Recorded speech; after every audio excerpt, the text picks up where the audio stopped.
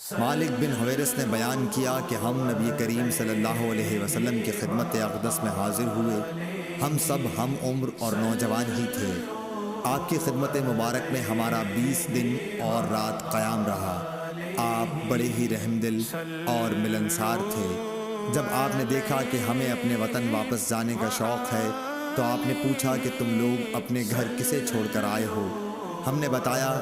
پھر آپ نے فرمایا کہ اچھا، اب تم اپنے گھر جاؤ اور ان گھر والوں کے ساتھ رہو اور انہیں بھی دین سکھاؤ اور دین کی باتوں پر عمل کرنے کا حکم کرو۔ مالک نے بہت چیزوں کا ذکر کیا جن کے متعلق ابو ایوب نے کہا کہ ابو قلابہ نے یوں کہا، وہ باتیں مجھ کو یاد ہیں، یا یوں کہا مجھ کو یاد نہیں۔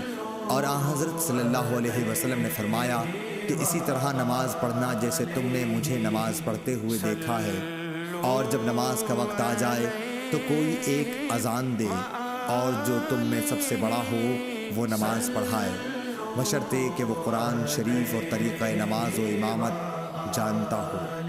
صحیح بخاری حدیث نمبر 631۔